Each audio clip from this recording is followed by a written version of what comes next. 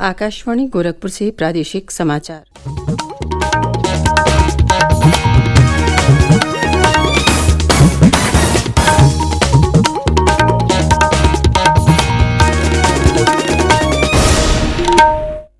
नमस्कार। समाचार बुलेटिन के साथ मैं सुषमा श्रीवास्तव। पहले मुख्य समाचार। प्रदेश में नगर निकाय चुनाव के पहले चरण में 9 मंडलों के 37 जनपदों में कल शांतिपूर्ण ढंग से संपन्न हुआ मतदान। कुल 52% वोट पड़े। नगर निकाय चुनाव के दूसरे चरण के लिए चुनाव प्रचार हुआ तेज। दूसरे चरण में 38 जनपदों में 11 मई को होगा मतदान। केंद्रीय सूचना प्रसारण एवं युवा मामले और खेल मंत्री अनुराग सिंह ठाकुर और मुख्यमंत्री योगी आदित्यनाथ आज लखनऊ में खेलो इंडिया यूनिवर्सिटी गेम्स का लोगो, जर्सी, शुभंकर और थीम सॉन्ग करेंगे लॉन्च। और केंद्रीय निर्वाचन आयोग ने उत्तर प्रदेश विधान परिषद की 2 सीटों पर उपचुनाव की घोषणा की। 29 मई को होगा मतदान। और अब समाचार विस्तार से।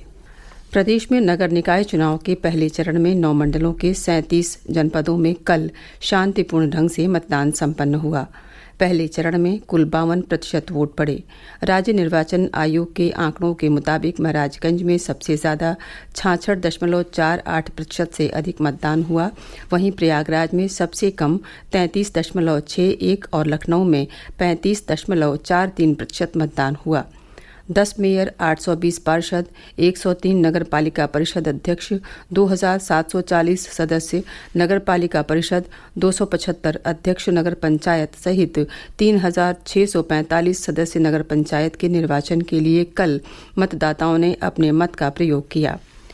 सहारनपुर, मुरादाबाद, आगरा, झांसी, प्रयागराज, लखनऊ, देवीपाटन, गोरखपुर और वाराणसी मंडल के 37 जिलों में कल वोटिंग हुई।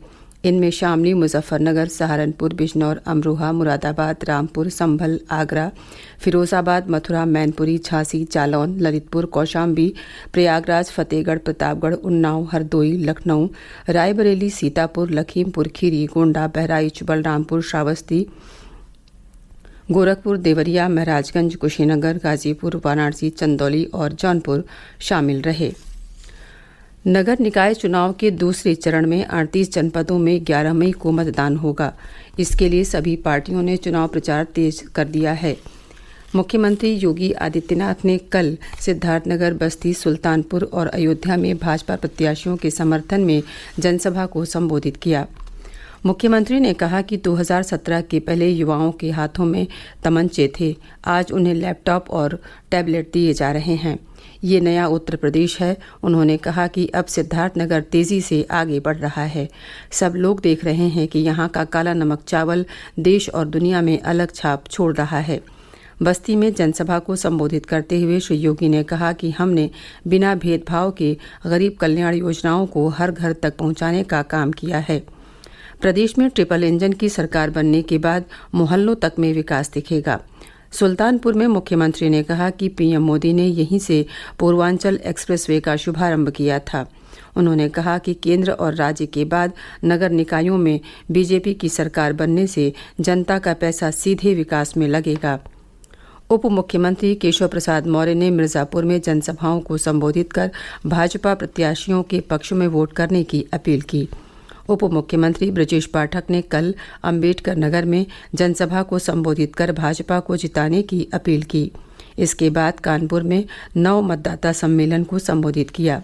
समाजवादी पार्टी, कांग्रेस, बहुजन समाज पार्टी और आम आदमी पार्टी सहित निर्दलीय प्रत्याशी भी दूसरे चरण के चुनाव प्रचार में जुट गए हैं। केंद्रीय स्वास्थ्य मंत्री मनसुख मांडविया ने देश भर में 100 स्वास्थ्यवर्धक और स्वच्छ भोजन सामग्री विकसित करने के लिए शुरू की गई 100 फूड स्ट्रीट परियोजना की समीक्षा की। इसका उद्देश्य स्वस्थ और सुरक्षित भोजन की आदत विकसित करना, भोजन से होने वाली बीमारियों को कम करना और स्वास्थ्य के सभी मानदंडों में सुधार करना है। फूड स्ट्रीट परियोजना को लागू करने के लिए राष्ट्रीय स्वास्थ्य मिशन प्रत्येक फूड स्ट्रीट को 1 करोड़ रुपए की सहायता उपलब्ध कराएगा। इस राशि का उपयोग पीने का स्वच्छ पानी, हाथ धोने और शौचालय की सुविधा, सूखे और गीले कूड़े के निपटान की उचित व्यवस्था पर किया जाएगा। प्रादेशिक समाचार आप आकाशवाणी गोरखपुर से सुन रहे हैं। ये समाचार बुलेटिन हमारे YouTube channel AIR news Gorakhpur और ट्विटर हैंडल AIR_GKP पर भी उपलब्ध है। केंद्रीय सूचना प्रसारण एवं युवा मामले और खेल मंत्री अनुराग सिंह ठाकुर और मुख्यमंत्री योगी आदित्यनाथ आज लखनऊ के इंदिरा गांधी प्रतिष्ठान में खेलो इंडिया यूनिवर्सिटी गेम्स 2022 का लोगो, जर्सी, शुभंकर और थीम सॉन्ग लॉन्च करेंगे। इस मौके पर भारत सरकार के युवा मामले और खेल राज्य मंत्री निशित प्रामाणिक और खेल मंत्री उत्तर प्रदेश गिरीश चंद्र यादव समेत अन्य गणमान्य व्यक्ति मौजूद रहेंगे। इस मौके पर मशाल रैली को भी हरी झंडी दिखाकर रवाना किया जाएगा। अगले 20 दिनों तक उत्तर प्रदेश के सभी जिलों में 4 मशालें घूमेंगी और इनका हर जिले में सांस्कृतिक कार्यक्रमों के माध्यम से स्वागत किया जाएगा। खेलो इंडिया यूनिवर्सिटी गेम्स का ये तीसरा संस्करण 23 मई से 3 जून तक आयोजित किया जाएगा। इसका उद्घाटन समारोह 25 मई को लखनऊ के बाबू बनारसी दास विश्वविद्यालय में आयोजित होगा। इन गेम्स में देश भर के 200 से अधिक विश्वविद्यालयों के 4,700 से अधिक एथलीटों समेत करीब 7,000 से अधिक प्रतिभागी हिस्सा लेंगे। इस संस्करण में 21 खेलों में खिलाड़ी अपनी प्रतिभा दिखाएंगे। खेलो इंडिया यूनिवर्सिटी गेम्स लखनऊ के अलावा वाराणसी, नोएडा और गोरखपुर में आयोजित किए जाएंगे।